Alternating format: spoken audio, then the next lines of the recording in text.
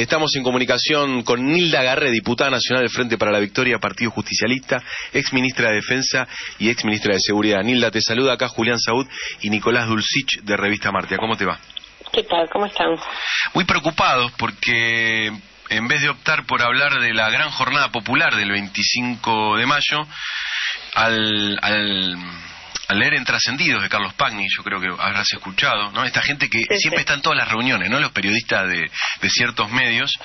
Una reunión donde Fulvio Pompeo, que es el hombre de Marcos Peña por el tema de seguridad, y por supuesto el ministro y distintas personalidades del área, donde quieren dar de baja el decreto 727. ¿Podés explicar qué es ese decreto? Bueno, ese decreto es el decreto reglamentario de la Ley de Defensa. La Ley de Defensa fue sancionada en 1988 durante el gobierno del presidente Alfonsín. Fue motivo de un gran debate. Imagínate, salíamos de la dictadura, así que bueno, era muy importante discutir cuáles eran los límites funcionales que había que ponerle a la, de los motines carapintadas, que había, pero cuáles eran los límites en los roles que debía desempeñar las Fuerzas Armadas, ¿no? Y cuáles eran los que debían quedar reservados a las fuerzas de seguridad. Tanto lo que podía ser gendarmería, prefectura, como la propia Policía Federal o policías provinciales, ¿no? Entonces fue un debate histórico, muy denso, muy profundo, y se logró un consenso muy amplio para aprobar la Ley de Defensa. Prácticamente la totalidad de los sectores políticos representados en el Parlamento la aprobaron, es decir, que es una política de Estado, porque 3 o 4 años después se hace la Ley de Seguridad y mantiene los mismos principios, es decir, es absolutamente coherente la Ley de Seguridad en lo que establece con lo que establece la Ley de Defensa, ¿no? Es decir, se complementan perfectamente.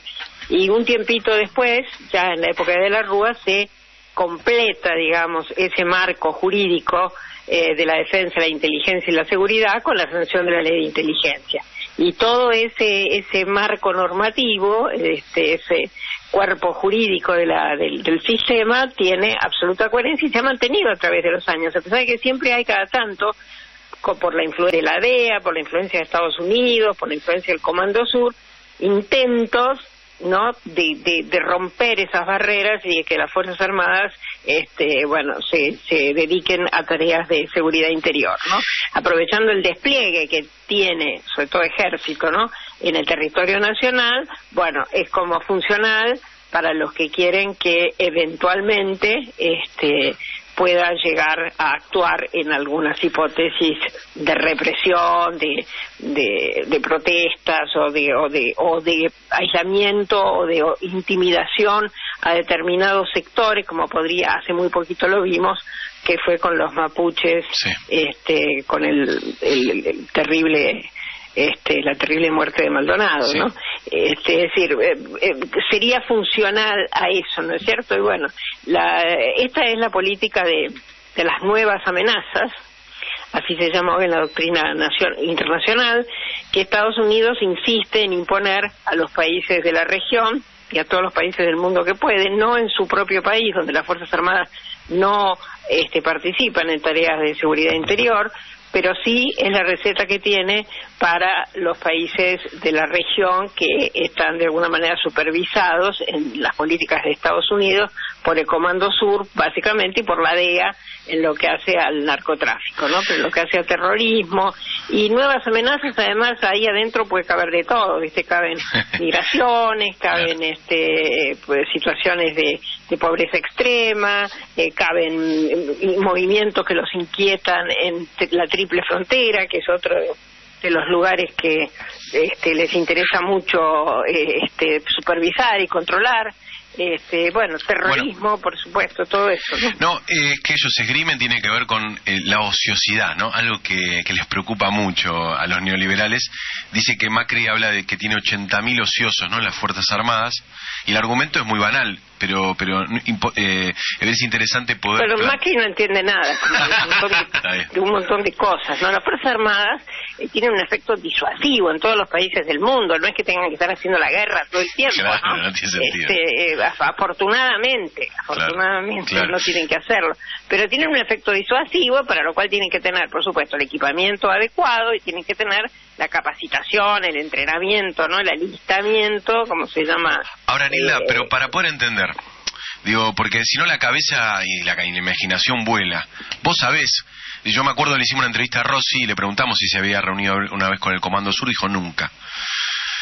Algo que pensé que igual es común, digamos, ¿no? Por las funciones que ustedes tuvieron, digamos, hay tipo de reuniones claro, no. Yo tampoco me reuní nunca, claro. Y tampoco mandaba gente a capacitarse en el Comando Sur, ni tampoco, como este gobierno, designé un enlace permanente, un militar que está como enlace permanente en Miami, en la sede una de las sedes del Comando Sur. Es decir, nunca hicimos eso porque esa supervisión del Comando Sur implica adhesión a la doctrina de la seguridad nacional, a la doctrina de las nuevas amenazas, con la que nosotros no estamos de acuerdo. Todo lo contrario, justamente la reglamentación, este decreto del que vos me hablás, establecía claramente que las Fuerzas Armadas, en coherencia con lo que dice la ley, solamente están para ataques externos de alguna fuerza estatal. Es decir, tampoco un ataque externo que pudiera venir de algún grupo marginal, aunque fuera desde afuera, ¿no? Típica caso de terrorismo, de alguna hipótesis de ataque terrorista. Es decir, eso sería una hipótesis terrorismo policial, que no le corresponde actuar a las Fuerzas Armadas. Ahora sí, si nos atacara algún país, entonces en ese caso, pero uno para eso, aunque le parezca que están inactivos, las Fuerzas Armadas no están inactivas, se han ido entrenando, saben manejar su equipamiento, tienen que manejar y estudiar todas las posibles hipótesis sí, hoy no tenemos hipótesis de conflicto, afortunadamente en la Argentina, entonces el planeamiento operacional se hace hoy por capacidades, es decir, las fuerzas analizan, ese fue un cambio doctrinario muy importante, cuáles son los temas en los que están más capacitadas, en los que están en mejores condiciones para desarrollar y cuáles pueden ser necesarios en algún momento, y bueno, y se entrenan y se equipan para esas hipótesis, porque hoy no tenemos ni Chile ni Brasil, que en algún momento fueron hipótesis de conflicto para la Argentina, afortunadamente superado ese esquema, y bueno, y Inglaterra, si bien es evidentemente un país que está usurpando parte de nuestro territorio, ahí hay un mandato constitucional que nos obliga a resolver ese diferendo de soberanía por métodos diplomáticos y pacíficos. Nilda, yo, en relación a esto que estás hablando del control policial, ¿no? De la injerencia potencial, esperemos que nunca se lleve a cabo, de las Fuerzas Armadas. Yo recuerdo, porque yo soy vecino de Barracas, lo que fue el proyecto, la política del Cinturón Sur, ¿no? De la inclusión de la prefectura y creo que también de la Gendarmería en todo lo que son los barrios del sur porteño, La Boca, Parque Patricios, Barracas, Pompeya. En ese sentido yo te quería justamente preguntar, para aclarar en todo caso a la gente, ¿cuál es la diferencia? Si bien es un poco lo que ya estuviste contando, pero específicamente, ¿cuál es la diferencia entre que intervenga la Gendarmería, que uno entiende que no es un control policial, o la prefectura en el control policial cotidiano? Nosotros cuando llegamos al Ministerio de Seguridad, que recién se creaba, además en ese momento, nos dimos cuenta que la zona más complicada, donde había mayor cantidad de delitos, donde había más inseguridad, que era la zona sur de la ciudad de Buenos Aires, desde el Ministerio Nacional obviamente podíamos manejar las fuerzas federales, no nos podíamos meter con la policía bonaerense, eso lo tenía que manejar la provincia, entonces con las fuerzas federales, la Policía Federal, teníamos que resolver el problema de inseguridad, y la zona sur era el mayor desafío.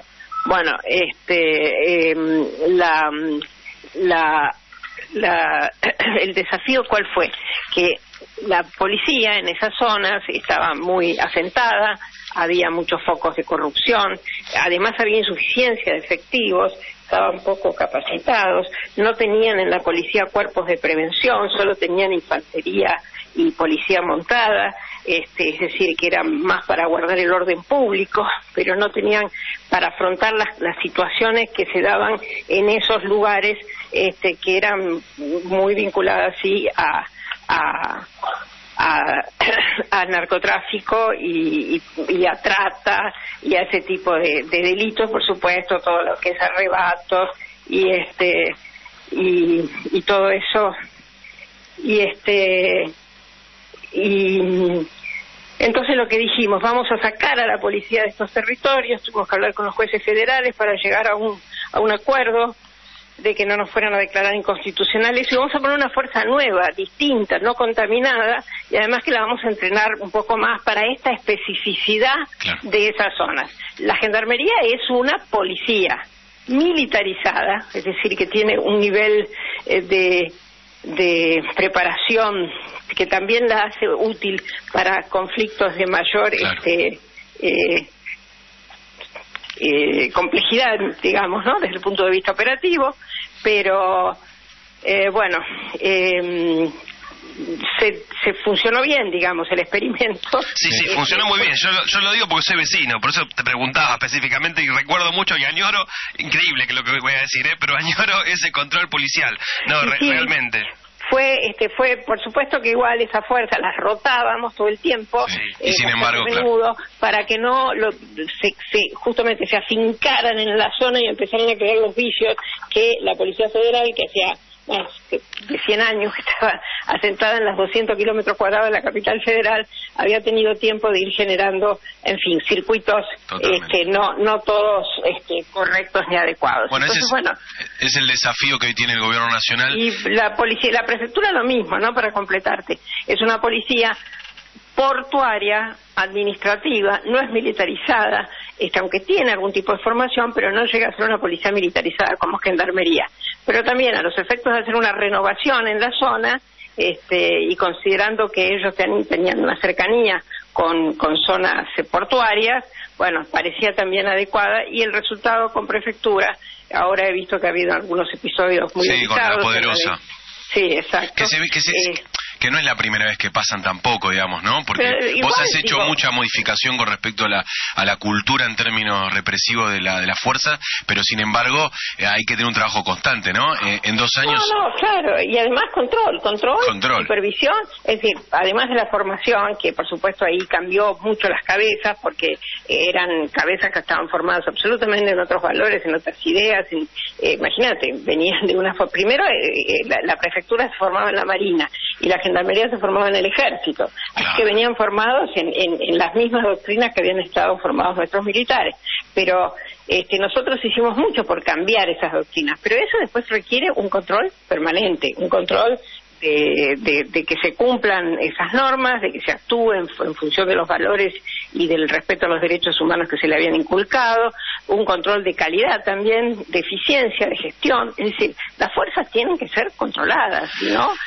Tenemos riesgos como con cualquier institución, ¿no? Que queda fuera de control. Como lo que va a pasar si dan de baja este decreto 727. Bueno, eso es lo que quieren ahora, evidentemente, es poner a las Fuerzas Armadas seguramente atrás de esto, aunque ha habido muchas idas y venidas, Macri lo anuncia todo el tiempo, que va a meter a las Fuerzas Armadas en la lucha contra el narcotráfico y contra el terrorismo, pero ahora ha cambiado un poco de idea, porque los intereses en la gestión Trump ya no son tanto el narcotráfico y el terrorismo para las Fuerzas Armadas, son lo que se llaman ahora las guerras híbridas, es decir, son conflictos de más alto voltaje,